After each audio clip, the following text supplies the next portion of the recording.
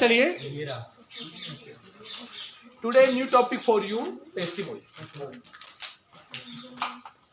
हो सके पहले किसी क्लास में आपने ये टॉपिक आपने पढ़ा हो। Yes, class. ठीक है, अभी आपने देखा होगा कि ये मैंने टॉपिक आपको नहीं पढ़ाया था। तो कंपोजिशन में जहां जहां पैसिव वॉइस के वाक्य आ रहे थे, जहां जहां किसके वाक्य आ रहे थे, पैसिव वॉइस, वो आपसे नहीं बन रहे थे, उसकी पहचान आपसे नहीं हो रही थी। और वो इसलिए मैं खुद होके कह रहा था, मुझे बताया कि मैंने नहीं पढ़ा है, तो वो गलती आपसे होगी। पैसिव वॉइस क्या है देखिए, पहले इसे देखिए, कोई भी किसी भी टॉपिक को इतना कठिन मत बना दो कि वो कठिन नहीं है फिर भी आपको कठिन लगने लगे। इसको बिल्कुल इजी से इजी तरीके से आपको समझना है कि टॉपिक जैसे active voice and passive voice, पूरे टॉपिक का नाम ये एक्टिव पैसिव। ठीक है, अभी एक्टिव क्या है, पैसिव क्या है, इसे समझिए, इसे थोड़ा देख लीजिए। आपको थोड़ा इसके बारे में बता दूं मैं आपको, एक्टिव और पैसिव, इसको बिल्कुल सिंपल भाषा में समझ लो इसे। एक्टिव पैसिव, जैसे एक सेंटेंस है, राम किल्ड द स्नेक। एक दूसरी तरफ सेंटेंस है, snake was killed bye snake. मैं कैसे बन रहा है इस पे तो बात ही नहीं कर रहा हूँ, मैं सिर्फ समझा रहा हूँ आपको। Snake was killed by Ram, ठीक है। जैसे ही here is two sentence for you, Ram killed snake, snake was killed by Ram. इसका अर्थ होता है कि राम ने सांप को मारा, यहाँ पर सांप राम द्वारा मारा गया। दोनों वाक्यों का अर्थ तो एक ही है, पर वाक्य के स्ट्रक्चर में अंतर है। इस अंतर को समझना थोड़ा, इसको क्या करना, समझने की कोशिश करना। कैसे देखिए, राम किल्ड स्नेक, यहाँ पर जो सब्जेक्ट है, राम इज सब्जेक्ट, ये क्या है, सब्जेक्ट का मतलब कार्य को करने वाला। यहाँ कार्य करने वाला कौन है, राम। इस वाक्य में सब्जेक्ट एक्चुअल में एक्टिव है, सक्रिय है। यदि हिंदी में इसे कहा जाए तो इसे कहा जाता है कृतुवाची वाक्य, अर्थात कि जिस वाक्य में कर्ता सक्रिय हो या कर्ता प्रधान हो उसे हम एक्टिव वॉइस कहते हैं। हिंदी में इसे कृतुवाची वाक्य कहते हैं, अर्थात कि इस वाक्य में सब्जेक्ट सक्रिय एक्टिव है। ये सब्जेक्ट यहाँ पर क्या है, प्रधान है। इसलिए टेंस वाले जो वाक्य हम पढ़ते हैं जिसमें सब्जेक्ट आगे होता है वो हमेशा एक्टिव वॉइस होता है। पर यहाँ पर देखिए, ये यहाँ पर ये सब्जेक्ट था, यहाँ पर ये क्या है, ऑब्जेक्ट। पर snake was killed by Ram, यहाँ पर ये ऑब्जेक्ट था, जो ऑब्जेक्ट था वो क्या हो गया है, आगे आ गया, और सब्जेक्ट था वो क्या हो गया, पीछे चला गया, ये पीछे चला गया। और यहाँ सब्जेक्ट पीछे जाके पैसिव हो गया। पैसिव का मतलब होता है निष्क्रिय, पैसिव का मतलब होता है, इस पूरे टाइटल का नाम पैसिव वॉइस क्यों रखा गया है, वो इसीलिए रखा गया है कि ये जो इसका जो ऑब्जेक्ट है वो अब यहाँ पर एक्टिव हो गया। इस वाक्य में ऑब्जेक्ट है वो आगे आके प्रधान हो गया, और उस वाक्य का जो सब्जेक्ट था वो पीछे जाके पैसिव हो गया, मतलब निष्क्रिय हो गया। तो एक्टिव और पैसिव में अंतर क्या है, जिस वाक्य में सब्जेक्ट प्रधान होता है या सब्जेक्ट सक्रिय होता है वो एक्टिव वॉइस होता है, और जिस वाक्य में उस ऑब्जेक्ट प्रधान बन जाए और सक्रिय बन जाए और सब्जेक्ट पैसिव हो जाए, निष्क्रिय हो जाए, तो उस प्रकार का वाक्य क्या होगा, ये पैसिव वॉइस होगा। क्लियर, दोनों में अंतर ये। इनमें जो वाक्य होते हैं इनका उपयोग कैसे किया जाता है, कई बार क्या होता है कि कुछ चीजें जिसके बारे में हमें पता नहीं होता है, जैसे कई बार, जैसे I don't know by whom the purse was stolen, मुझे नहीं पता पर्स किसके द्वारा चुराया गया। अब पर्स किसके द्वारा चुराया गया, ये पैसिव वॉइस है, क्योंकि जिसने चुराया उसके बारे में आप नहीं जानते हैं, आपको ज्यादा समझने की जरूरत नहीं है। यहाँ पर इस प्रकार के जैसे वाक्य होते हैं वो कैसे आएंगे, इनको कैसे चेंज करेंगे, ये मैं बाद में बताता हूँ। एक सिंपल रूल से इसका बता देता हूँ, उससे बाहर हमें नहीं जाना है। एक्टिव टू पैसिव रूल्स क्या किस प्रकार से देखिए, किसी भी वाक्य में ध्यान रखना, में वाक्य का पैटर्न ये होता है, सब्जेक्ट, इसे थोड़ा समझ लेना, ये एक्टिव, सब्जेक्ट, वर्ब और ऑब्जेक्ट। एक्टिव का ये रूल्स है, सब्जेक्ट, वर्ब और ऑब्जेक्ट। आपके पूरे 12 टेंस का रूल ही यही है। एसवीओ थोड़ा इसे समझ में सिंबॉलिक लिख रहा हूँ, सिंबॉलिक समझा रहा हूँ, अर्थात ये क्रम यही रहेगा। देखो किसी टेंस में सब्जेक्ट आया, उसके बाद किसी टेंस में इसके बीच में इजारम आ जाएगा, किसी में वाजबर आ जाएगा, किसी में हैजेम आ जाएगा, किसी में हेड आ जाएगा, किसी में विल सेल आ जाएगा, कहीं कैन आ जाएगा, कहीं कुड आ जाएगा, यही तो आएगा ना। पर इसके बाद आएगा, उसके बाद वर्ब रहेगी, कभी वर्ब की फर्स्ट फॉर्म होती है, कभी सेकंड फॉर्म होती है, कभी थर्ड फॉर्म होगी, कभी वर्ब ज्यादा ईएनजी आ जाएंगी, या और उसके बाद क्या होगा, ऑब्जेक्ट। आपने किसी भी टेंस में इस क्रम को बदलते हुए कभी देखा? नहीं देखा। अर्थात के रूल्स ये होता है इसका सिंपल सा, जैसे एक्टिव है, सबसे पहले सब्जेक्ट, फिर वर्ब और फिर ऑब्जेक्ट। पर इसी एक्टिव को जब पैसिव बनाते हैं हम,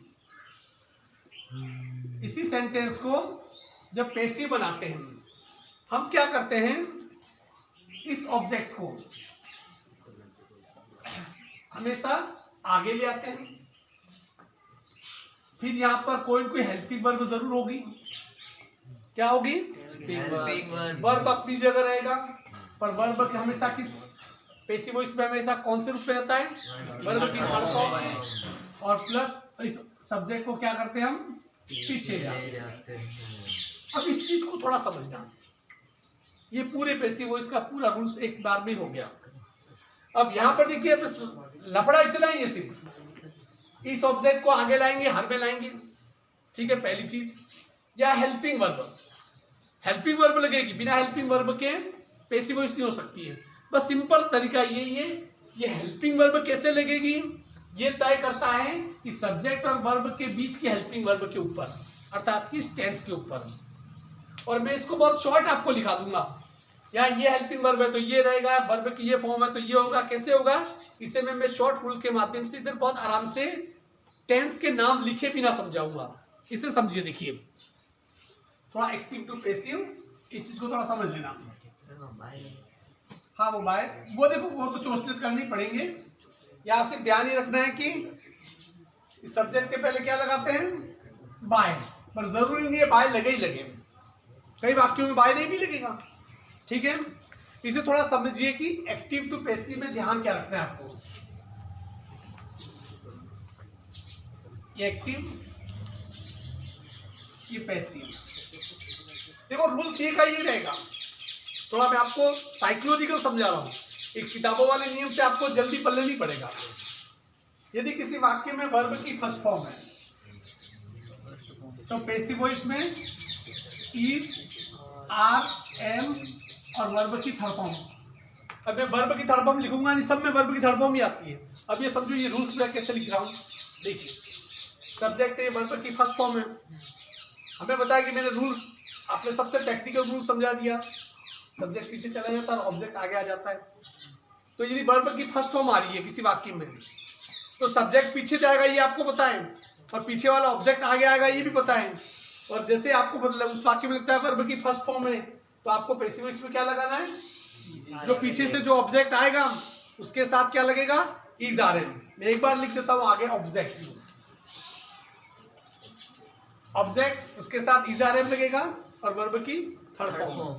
दो ही टेंस होंगे जिसपे आपको ध्यान रखना है, बाकी में हेल्पिंग वर्ब का ध्यान नहीं रखना है, क्योंकि बाकी सभी टेंस ऐसे होते हैं जिनमें हेल्पिंग वर्ब ऑलरेडी होती है। एक तो प्रेजेंट सिंपल और पास्ट सिंपल भी नहीं होती है। जैसे वर्ब की सेकंड फॉर्म हो, ऑब्जेक्ट प्लस पाज, या वर्ब प्लस वर्ब की थर्ड फॉर्म, फिर बाय लगा के सब्जेक्ट लगाते ही, ये दो ही ध्यान रखना है।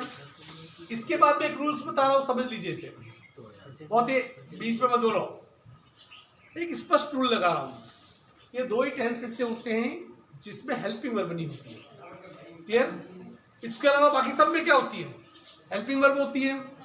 तो जिन टेंसों में हेल्पिंग वर्ब है, जिन टेंसों में हेल्पिंग वर्ब हैं उन टेंसों में उसकी पैसिव वॉइस में पीछे वाले ऑब्जेक्ट को आगे लाएंगे, आगे वाले सब्जेक्ट को पीछे ले जाएंगे, ये तो हम करेंगे। जिसमें जो हेल्पिंग वर्ब है तो वही हेल्पिंग वर्ब, जैसे कि किसी वाक्य में इज आ रहा है तो पैसिव वॉइस में ये फिक्स हो जाएगा कि पैसिव वॉइस में भी हेल्पिंग वर्ब के रूप में इज आ रहे में लगेगा। उनमें से कोई भी लग सकता है, इज आ रहा है इज लगेगा वो नहीं, वो तो सब्जेक्ट ऑब्जेक्ट पे डिपेंड करता है। ऑब्जेक्ट यदि बहुवचन हो गया तो सब्जेक्ट में यदि एक्टिव वॉइस में यदि इज आ रहा है और ऑब्जेक्ट आगे ला और ऑब्जेक्ट बहुवचन है तो आपको इधर आर लिखना पड़ सकता है, पर इज आर में ही आएगा। यदि किसी वाक्य में वाजवर है तो पैसिव वॉइस में वाजवर ही आएगा। किसी वाक्य में हैज़ है तो पैसिव वॉइस में हैज़ भी आएगा। किसी वाक्य में मॉडल है, कैन, कुड वगैरह है तो पैसिव वॉइस में वही आएगा, पर इसके रूप बदल जाएंगे। कैसे बदलेंगे मैं आपको थोड़ा बता देता हूँ। यदि किसी वाक्य में इज, आर या एम के साथ आईएनजी है, मैं आगे ऑब्जेक्ट भी लिखा ऑब्जेक्ट प्लस इसमें भी क्या है इज, आर, एम, ये ही आएगा, इसमें से कोई एक आएगा। जब भी किसी वाक्य में आईएनजी है और उसकी पैसिव वॉइस बनाने के लिए कहेगा तो आपको अपनी तरफ से जोड़ना है बिंग। क्या जोड़ेंगे? बिंग प्लस वर्ब की थर्ड फॉर्म। जैसे गोइंग आ रहा है तो गोइंग की जगह बिंग हो जाएगा और गो की थर्ड फॉर्म गॉन हो जाएगी। जैसे ईटिंग आ रहा है तो बिंग हो जाएगा और इट की थर्ड फॉर्म इटल हो जाएगी। जैसे प्लेइंग है तो प्लेइंग में तो बिंग हो जाएगा, बिंग प्लस प्ले की थर्ड फॉर्म प्ले, ये ध्यान रखना है। इसी प्रकार यदि वाजवर है किसी में उसके साथ आईएनजी है, ऑब्जेक्ट प्लस वाज या verb plus being plus verb, इसमें भी आईएनजी इसलिए क्या लगेगा बिंग। इसके अलावा देखिए किसी वाक्य में हैज या हैव है प्लस वर्ब की थर्ड फॉर्म है तो उसमें ऑब्जेक्ट हैज हैव का हैज हैव प्लस यहाँ पर बीन लगेगा। क्या लगेगा?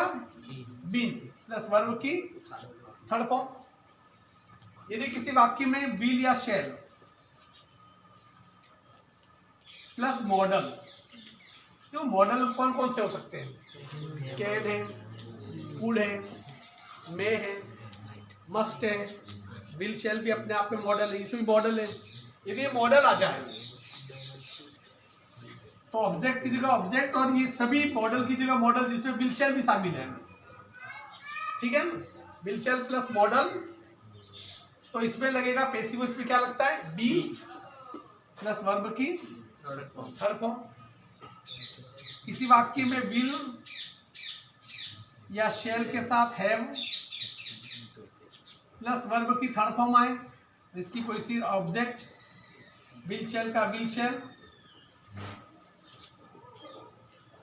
हैव का हैव, इसमें बीन क्या लग जाएगा? इसकी पैसे से बीन प्लस वर्ब की थर्ड फॉर्म। अर्थात कि जिस वाक्य में आईएनजी है तो वहां बींग लगता है, जिसमें विल शैल या मॉडल है तो वहां बी लगता है, और ऐसे टेंस जिसमें वर्ब की थर्ड फॉर्म आ रहे हैं चाहे हैज वाला हो चाहे हैड हो उसमें क्या लगेगा? बीन लगेगा। एक और रह गया, यदि किसी वाक्य में हैड प्लस वर्ब की थर्ड फॉर्म आए जिसकी पैसिव वॉइस हैड का हैड, बीन प्लस वर्ब की थर्ड फॉर्म। जितने भी रूल्स है सिर्फ यही रूल्स है। आपके सामने रूल्स लिखे हुए होंगे, मैं इधर 10 वाक्य लिखूंगा और आपसे अभी थोड़ी देर में अपन बना लेंगे इसको, इन चीज़ों को अपन यूज करते हुए, ठीक है ना? मैं वाक्य लिख देता हूँ, इधर इसे मैं पोस्ट कर देता हूँ।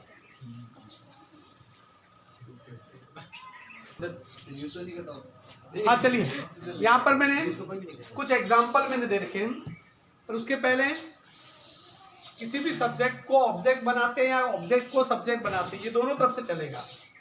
पीछे से ऑब्जेक्ट यदि आगे ला रहे हैं, जैसे पीछे मी है तो आगे आके क्या बनेगा? आई। आगे आई है तो पीछे जाके क्या बन जाएगा? मी। मतलब सब्जेक्ट को जब ऑब्जेक्ट में बनाओगे, जैसे आई का मी हो जाएगा, इसी ऑब्जेक्ट को सब्जेक्ट बनाओगे, इसी ऑब्जेक्ट को पीछे से आगे लाओगे तो मी का वापस क्या बनेगा? आई भी बनेगा। अर्थात कि ये क्रिया दोनों तरफ से चलती है, ये रिवर्स है, ठीक है ना? यहाँ पर जैसे बी का क्या हो जाएगा?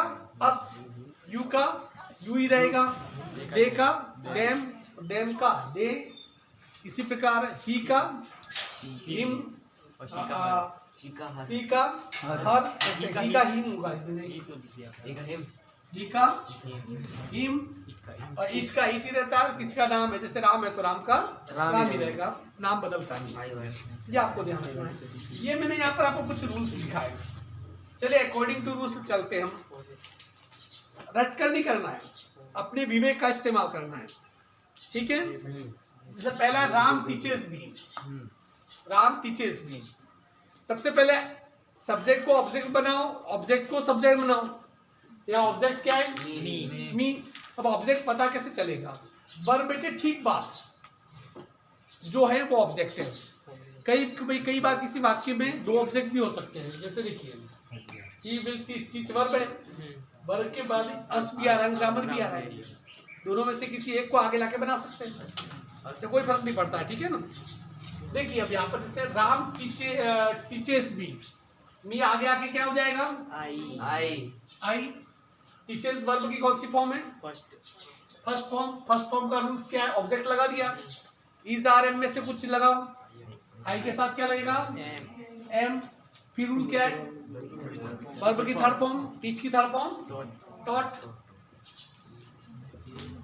टॉट बाय राम का राम, ये सिंपल सेंटेंस है, ठीक है ना। जैसे हरी टॉट हिम, सबसे पहले हिम में, हिम आगे आके क्या हो जाएगा, देखो हिम का क्या हो जाता है, ही। टॉट कौन सी फॉर्म है, सेकंड फॉर्म। अब आप ये कहोगे थर्ड फॉर्म भी तो टॉट ही होती है, पर थर्ड फॉर्म टॉट होती है तो जब थर्ड फॉर्म लगती है तो उसके साथ हैव या हेड जरूर लगता है, अकेली थर्ड फॉर्म कभी नहीं लगती है, ठीक है ना। इसलिए टॉट यहाँ पर सेकंड फॉर्म है। हिम आगे आके ही हो गया, क्योंकि वर्ब की सेकंड फॉर्म है। वर्ब की सेकंड फॉर्म हो तो क्या लगता है, ही के साथ क्या लगेगा, ही, बाज। फिर रूल्स वर्ब की थर्ड फॉर्म, तो टॉट की थर्ड फॉर्म टॉट ही रहेगी। टॉट बाय लगा के हरि का, हरि नाम का नाम ही रहेगा। जैसे राम बाज हेल्पिंग बी, इसमें किसको आगे लाएंगे, वर्ब हेल्प है, इसके बाद मी आगे आके क्या हो जाएगा, आई। तो इसमें ऑलरेडी हेल्पिंग वर्ब दे रखी है वाज, तो आई के साथ या तो वाज लगेगा या वर, वाज या वर का ग्रुप है, दोनों का ही ग्रुप है, तो आई के साथ क्या लगेगा, वाज। और मैंने बताया था कि जब भी किसी में आईएनजी आए तो उसका क्या कर लेते, बीइंग। तो बेटा इतने दूर क्यों बैठे, इधर आते, दिखता नहीं हुआ, बीच में आ रहा हूँ। आई वाज बीइंग, फिर देखो आईएनजी का बीइंग कर दिया, बचा हेल्प। हेल्प का क्या होगा, हेल्प की स्पेलिंग हेल्प, हेल्प की third form helped. I was being helped bye Ram का राम। जैसे he can lift this table, इस पे ऑब्जेक्ट क्या है, लिफ्ट के बाद दिस अकेला तो हो नहीं सकता है, दिस टेबल ये पूरा ऑब्जेक्ट है। कई बार बच्चा क्या करेगा, वो दिस को उठा के बना देगा और वाक्य पूरा गलत। दिस टेबल ही पूरा है, दिस टेबल का दिस टेबल ही रहेगा, इस पे चेंज नहीं होगा। ये just like a name, this table. Can क्या है, मॉडल। कैन क्या है, देखो मॉडल कहाँ लिखा है मैंने, ये मॉडल। मॉडल हो तो मॉडल का मॉडल ही लेगा। दिस टेबल कैन, और मॉडल वाले में क्या लगता है, नियम क्या देखिए, be. This table can be, lift की थर्ड फॉर्म, लिफ्टेड बाय ही का him. They had won the match, इसको आगे लाएंगे, द मैच को, द मैच। हेड आ रहा है तो हेड का हेड, उसके साथ बीन ऑलरेडी थर्ड फॉर्म है, वॉन बाय देन। कई बार बाय लगा के आगे से अनइम्पोर्टेंट सब्जेक्ट होते पीछे नहीं लगाते, पर इसको मैं अगले फेज में बताऊंगा आपको, तो आपके आप ही से छोड़ने लग जाओगे।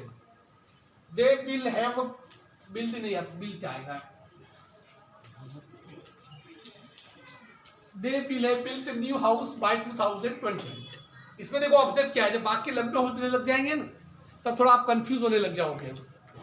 This they will have built, verb built है, यहाँ पर क्या देखो, न्यू हाउस। अकेला न्यू ले आए तो गलत है, अकेला हाउस ले आए तो गलत है, इसको आगे लाना ध्यान ही रखना है। तो क्या होगा, न्यू हाउस। इसमें देखो क्या लग रहा है, विल है, तो अपने देखो नियम है कि विल या शैल है हो तो विल या शैल है भी लगता है, और इसके साथ बिन, तो न्यू हाउस के साथ विल ही लगेगा क्योंकि आई के साथ सेल लगता है, विल हैव। और ऐसे वाले जो सेंटेंस है उसमें क्या लगता है, been. New house will have been built, अपने आप पे थर्ड फॉर्म में बिल्ट का बिल्ट, बाय देखा दे। So वो कहाँ गया? He will teach us grammar. Sir वो कहाँ गया फिर by 2020? I बोल by built by them by 2020. ठीक है ना, वो बात वैसा का वैसा। He will teach us grammar. ठीक है, यहाँ पर teach है, teach के बाद us आ रहा है, us भी ऑब्जेक्ट है और ग्रामर भी ऑब्जेक्ट है, दोनों चूंकि ऑब्जेक्ट है तो दोनों में से किसी को भी लेके बनाया जा सकता है। मैं दोनों को लेके बताऊंगा कैसे बना रहा हूँ, ठीक है ना। जैसे he will teach us grammar, पहले टीच वर्ब के बाद us को आगे लाओ। वी, इसमें विल लगा हुआ तो वी के साथ विल या शैल पे कुछ एक लगेगा। वी के साथ क्या लगेगा, वी शैल। विल या शैल वाले में क्या होता है, वी शैल बी। टीच की थर्ड फॉर्म टॉट, ग्रामर का ग्रामर, बाय ही का क्या हो जाएगा, इसी के मन में खुरापात होती है, मैं तो ग्रामर लेके बनाऊं, इसका मतलब ये हुआ। देखिए he will teach us grammar, तो इसका वह हमें ग्रामर पढ़ाएगा, हमें उसके द्वारा ग्रामर पढ़ाई जाएगी, ठीक है ना। अब इसको यदि ग्रामर से कोई बनाता है, इसको देखो दूसरा रूप इसका, ग्रामर से कोई बनाए तो ग्रामर विल बी टॉट